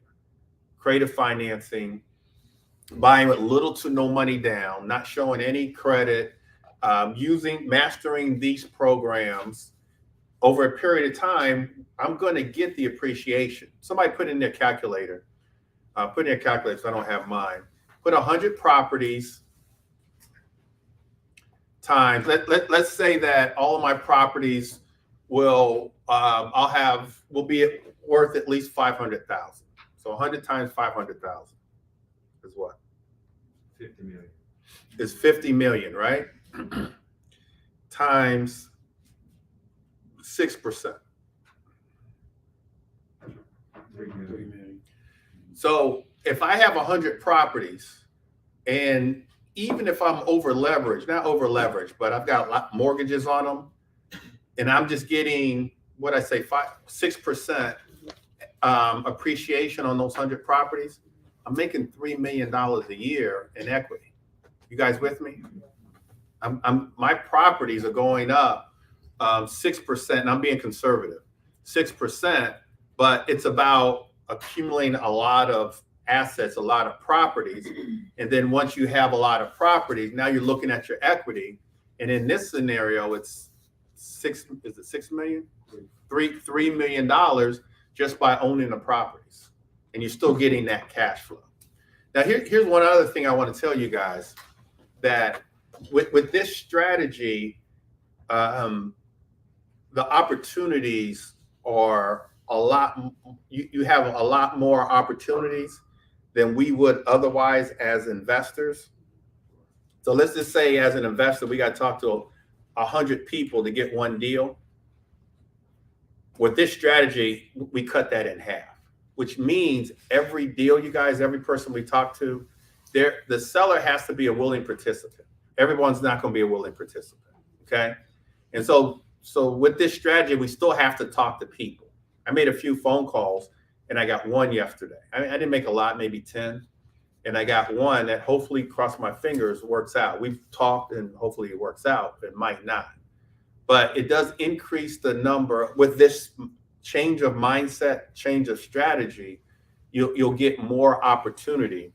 But again, it's a long-term play. It's not short-term. It's not a flip. There are other strategies that I could talk about to double your wholesale fee, like wholetailing and things like that. But just in terms of buying and holding, building wealth, building generational wealth, acquiring these assets, you're putting little to no money down. You're taking over mortgages. You're taking back notes. And then you're using the double the cash flow strategies. Like, you can really build a lot of wealth. With these strategies, would this be like a good opportunity for joint venturing, maybe? I would say yes. I would say yes, but with these strategies, if you're able to negotiate, then these should be opportunities that you guys should be able to pick up on your own, because unless you negotiate a really, really good deal, but the seller still wants, say, $5,000 or $10,000 up front, and you don't have it, yeah, let's joint venture. You negotiate, you found a good deal. Let's say me or Marquise or Dana or somebody else. You may offer that to them, the deal, you don't have the wherewithal. They want something up front, but much less than the normal 20%. And you don't have it. Yeah, let's go in together. Yeah, I was just thinking, everyone doesn't have the same skill set. Right. We go in together and we negotiate, or join our coaching program, and we'll negotiate for you. But there's no reason why your goal shouldn't be, one a year or one every 6 months. It's just about, so one last thing, you guys. So there's various ways to get these deals, all the usual suspects: auction properties, driving for dollars, postcards. But now the MLS comes into play, right? With what I'm talking about. In the MLS, you guys, the sellers are a captive audience. They've already raised their hand to say, I want to sell my house, right? They've already raised their hand. I want to sell my house. My house is in the MLS. Now, for whatever reason, maybe it's priced too high, maybe it doesn't show well, the house hasn't sold or hasn't rented. Now it's time for us to go in, make them a full price offer, and ask them if they'll accept some type of creative financing. Now it's time to do that. And so there's the audience, all you guys out here, I'm looking at you guys are all sellers, but for whatever reason, the house is not selling. Like the guy that I talked to last night, no idea he wanted to sell.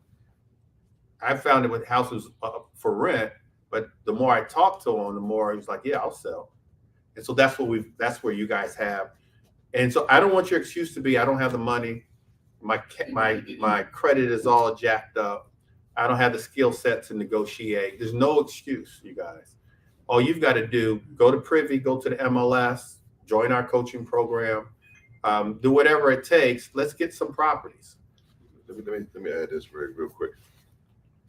And what she said was gold, right? For me, I'm over here spinning my wheels real quick, but if you don't have the wherewithal and you can only articulate everything that Greg just said, like you can find the property, you can talk to the seller, you do all that, wholesale the deal, right? Put the deal together. Hey, I got seller A, they're going to take terms. They did this. Here's what the numbers are.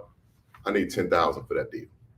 Because You're not going to be able to walk every deal, or because this is high level. I'm downloading it, but at the end of the day, wholesaling is the best option for me. Like I'm listening to what you're saying, but what she just said was technically I want out in 5 years. For me, if I can package a fruitful deal, cash flow, the numbers work, I got the seller on board, I just wholesale the deal.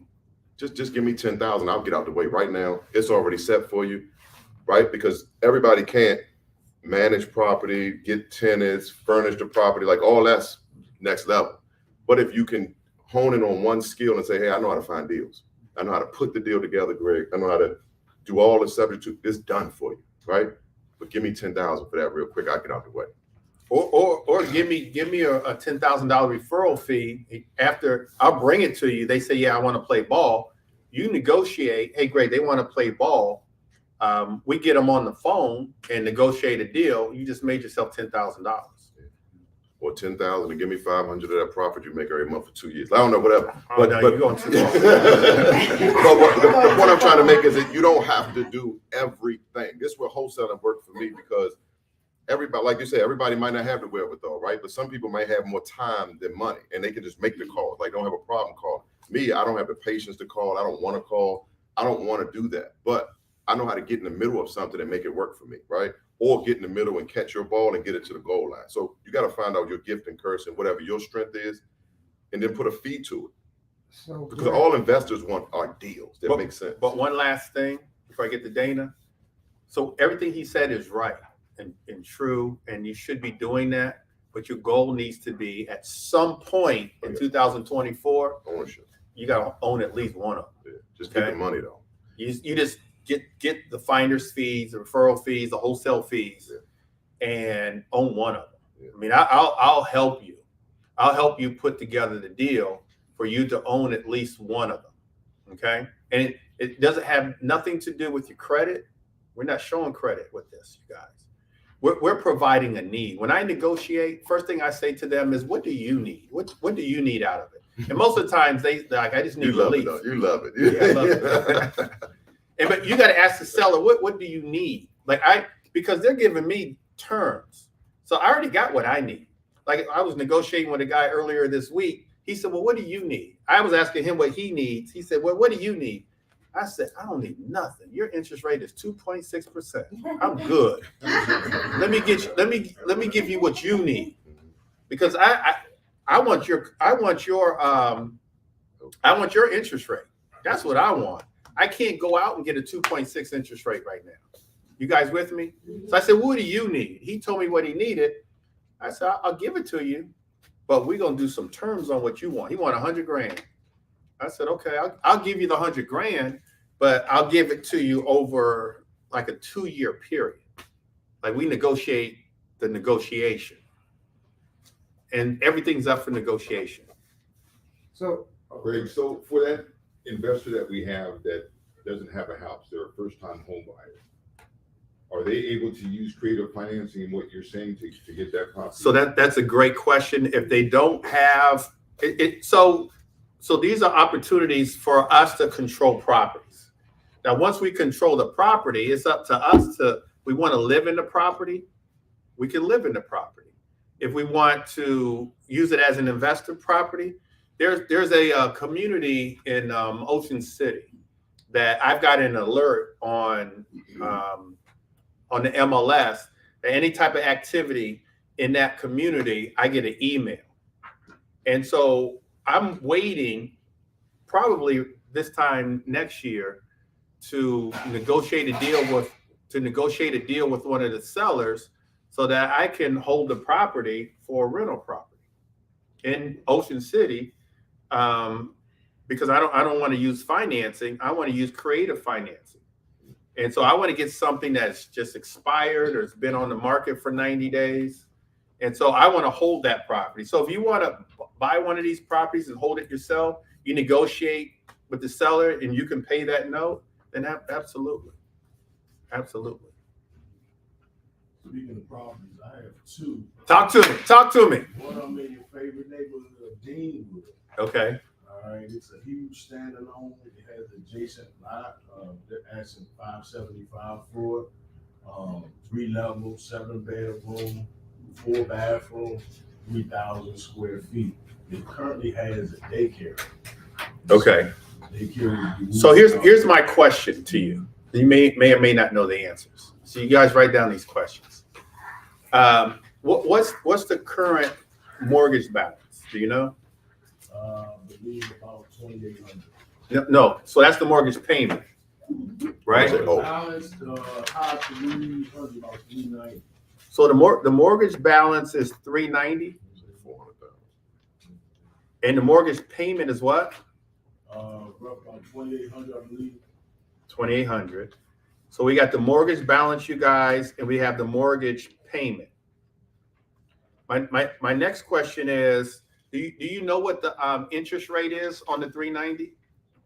I don't know exactly, but it was definitely before it shifted, so it's probably in a 4 range. So they bought the property about 2 years ago? No, they owned it for quite a while. But they refinanced? Yes, they did. Okay. So if they refinance, we know that they've got equity in the property because you can only refinance up to 70%. So you think it's about 4%? That's right. Okay. All right. So here's how I would approach this deal. I would want to. That you say you want 5 what? 575. It also comes with an adjacent lot. Okay. So I would want to know if that lot can be subdivided. If it is, it's golden. This deal is golden. I would want to look at. I would run the comps and just look at this 575. Is this a detached home? Yes, it is. Okay. So the way I would structure this is I would want to, somebody help me. What? Take over the 390, right? Huh? Yeah. You guys with me? Took over 2,800. So I want to take over this 4% mortgage where the mortgage balance is 390, right? Subject to. Now there's a balance of, somebody do the math for me. 575 minus 390. What's that? 185. So 185. Now I have 185,000 to contend with. You guys with me? 185. So that's the difference between the sales price and the mortgage balance is 185. I've got to contend with that. How do I contend with that? What am I doing with the 185? Seller finance. I'm gonna do some seller financing. Would you now first, Vincent, you're gonna get all of your commission. You're gonna get both sides of the commission. Okay. So don't worry about the money. Okay. You're gonna get your commission. You with me? We gotta take care of Vincent first. How did you get his commission? You pay it, Greg?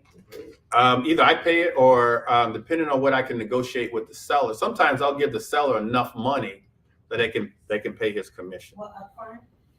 Yeah, normally. Yeah. So at the 185, Vincent, I would want to see if the seller would be willing to take back a note at 195, let's say at 5 or 6% interest. Now, what do they need? Why are they selling the property? Been in the business a long time, ready to retire and get out. They want to get out? Okay. Okay. And so it just depends on what they need, but I can structure the 185 in a way that, they're happy. And so have you had the property on the market? Yeah, I did have this one on the market. And so the reason I can tell you why it hasn't sold is price is too high. But if they're willing to give me some good terms, the house is in Deanwood, the house is in DC. What happens to houses in DC? Appreciate. They go up in value. So I may give them a full price offer if they're willing to work out the 185 with me. They'll take a note for the 185. You think they will? We have been entertaining creative offers. The one that we like the most actually takes care of the mortgage. They don't want their name still attached to it. So we take care of the mortgage. With some more terms than into that. Okay, so let's talk later. So that adjacent lot has to be separately deeded so you can sell that or build on that, right? Yeah. If I can subdivide the lot and it's a buildable lot, it's golden. So why wouldn't they do that? I'm just asking. Why wouldn't the sellers do that? Like they own no, to sell the lot. Just sell the lot is the lot listed too or no?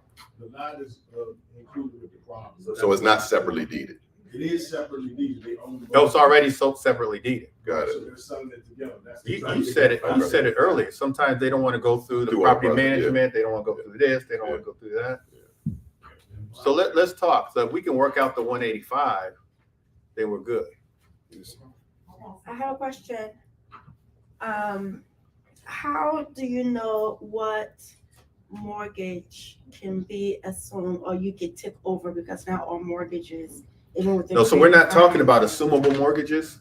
We're not talking about that. We're not talking about assuming someone's mortgage. We don't want to do that because when we assume someone's mortgage, the lender's they're gonna get financials from us. Okay. We got to show our credit, our bank statements, W-2s. That's what Okay. assumable is. We're gonna So gonna assume their loan, take their name off the loan, put our name on. We got to qualify. We're just Okay. taking it over. Okay, gotcha. So it still We're- stays in their name. It still stays in their Yes, name. it is. Okay. So who writes it off on the tax? Whoever owns the property. So if we do a full settlement, and whoever owns the property gets the write-off. Even not the loan. Hmm? Not the loan, not the loan interest. No, not the loan interest. No, but- Yeah, but like the property taxes and all that. Depreciation. Yeah. Even if you holding the, even if you have an emergency deed, you still can take the tax. Yeah. That's guys. That's true. And so, Tricky, right? Vincent, I Yeah. think that's tricky, right? So the mortgage in your name, Right. you making the payments. It's tax time. You know you're gonna, man, that's my house. I don't know what Greg talking about right now. I'm writing it all off. But you know, that's a good advantage for them, those folks. So that's a good advantage for the seller to do this, because you're gonna still get the interest. Yeah. You don't care because you're gonna get depreciation and property taxes, so you're gonna still make up and repairs. You can write off. So you can still depreciate an asset that you don't own. No, you do, because you changed the deed. The deed's now. He's saying don't file the deed. So hypothetically, you're the seller. no, you can file the deed. Sometimes you file, sometimes you don't. I'm It just confused, depends. man. It What about just- do on sale close? So like I said, I mean, that's for a whole nother class. But the due on sale clause, you can get insurance just in case. Oh, okay. So that you comes advocating file the deed, Yeah, period. I mean, I've never held mine, but if you're concerned about the due on sale clause, you can't hold it. Yeah, but then when it comes to taxes, you have to have filed the deed to depreciate the asset in your name. Two people can't depreciate the Most same people do. asset. Most Got it. people So, do. so on the due on sale, what's the worst case scenario for us being in that scenario, in that situation, if that happens? The 390 is different. If the more, They want the right, I'm 390. saying, but is there, what's the risk for us? If, you know, There's no risk. There's a number of ways you can overcome it. Number one, if the bank calls and says, hey, you own this property, we want our mortgage, you just talk to them. You say, hey, I'm an investor. I do this. I'm going to make your payments. Don't worry about that. Right. What would you say if you're the lender? yeah, I mean, Just as keep long giving it as to you- them. So long as- 50% of the time, that's the case. If that doesn't pass, I'll deed the property back to you. Now there's no issue. Or reverse Right. it back to them. So I'll just give it back to you. Let's just say everything done. We don't have the insurance. They don't accept the fact that I'm an investor and they want their money. They still want it. I'll just deed it back to you and we'll work out a separate agreement. And I'll put a lien with that agreement. I'll put a lien on the property. I like the name. So The lien would be for there's more. look, you guys, we could be here all day. There's objection, there's questions, all that. But at the end of the day, let's get to the point where we're making these phone calls, we're acquiring these properties, we're negotiating. This kind of hopefully opens your eyes up to a lot more opportunities for you to acquire these properties and to get these assets. And if you're an agent, if you have a listing that's hard to sell, let me know about it. I'm happy to. If I'll buy at market value, you guys. I'll buy at market value. If the seller is willing to take some type of creative financing, and if it's a property where I can force the cash flow, why wouldn't I? It's a long-term cash flow play. And with the equity and appreciation catching up to us. You guys with me? But every deal is not going to work out, you guys, because the seller's got to be willing, or you might find a property. Like I had a property I thought was perfect for the veterans program, and there's no bus stop. Oh, you need to be by a bus stop. Yeah, because I don't have vehicles. Public transportation. 90% don't have. Yeah, Great deal. I had a great deal. I had the property manager come to look at it. It wasn't close to a bus stop, so I couldn't buy it. Yeah, you gotta be able to get to the So store. you're not going to be able to get every one, but this should open us up to more opportunities if we take. And so here's the other thing. So we're going hard at this. I got my whole staff working on this. I can't take everything. Like what he was talking about, wholesaling these deals. I want to wholesale or refer you guys. If you guys are, hey, I'll take a lease option, or I'll take a hybrid deal. You guys let me know. Put your names on.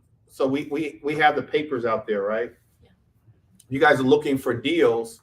Put your name there. We're going to take a picture. If we get something that we can't handle, because that's going to come up. It's already come. I called Dana, said, Dana, give me 10,000. I got this deal for you that's going to give you $2,000 a month of positive cash flow. And in 5 years, it's going to give you $100,000 in equity. Now I'm expecting Dana to be excited. Guess what he said? Huh? I know, right? You call me Greg. What'd you say, Dana? He He's quiet now. put him right on the spot. Dana. What did I say, Greg? How do you respond to that? He was like, man, I don't know. Man. I don't It gets know, tricky, man. right? I think he was just waking up. No, really, it just wasn't the time for me. When you called me, it wasn't the time for that. Gets tricky. Time and place, right?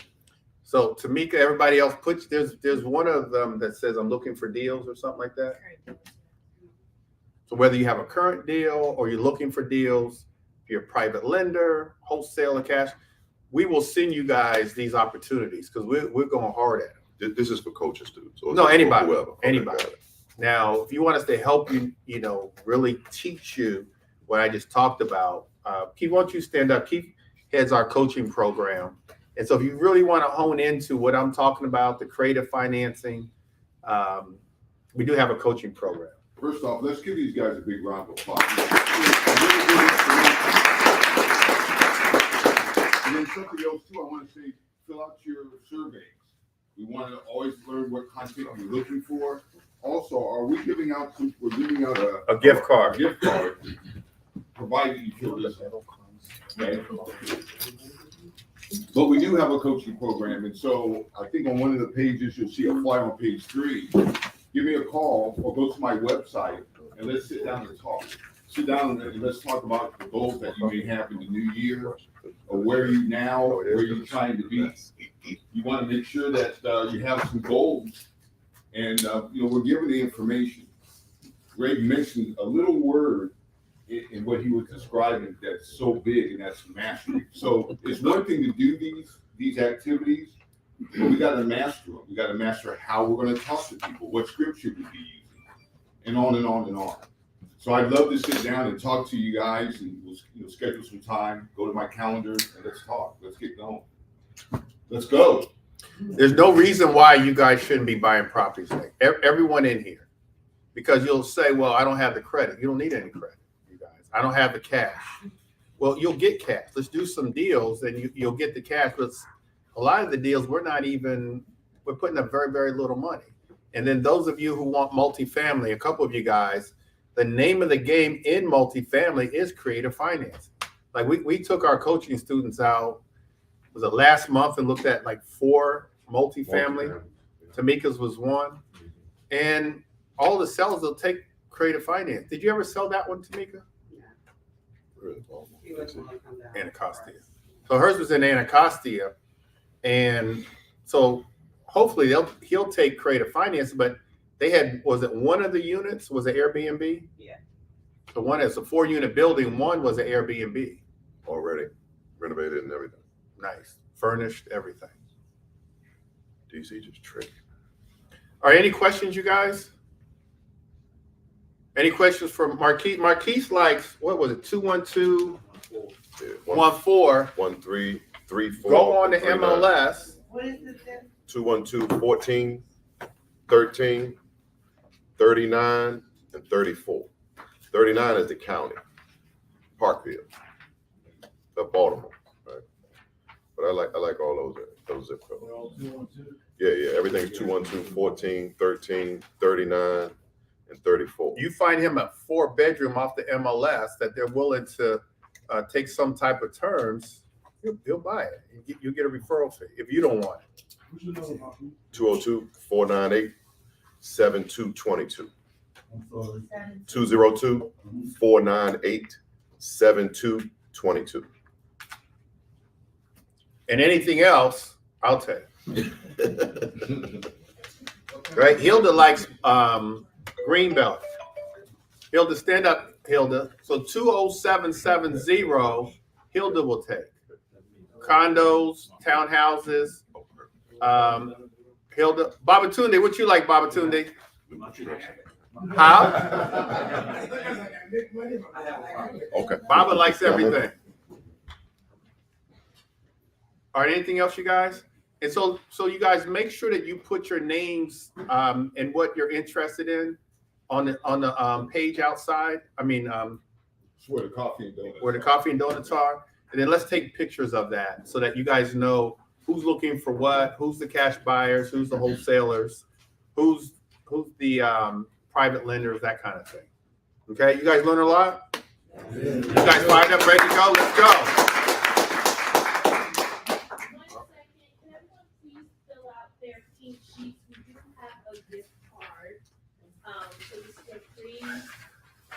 All right, you guys DM me online if you need anything. You can go to my Instagram, Greg Bennett Invest. Greg Bennett Invest. You guys have a great day. All right, thanks, Greg. A lot of information. How do I get off of this? Oh, end stream.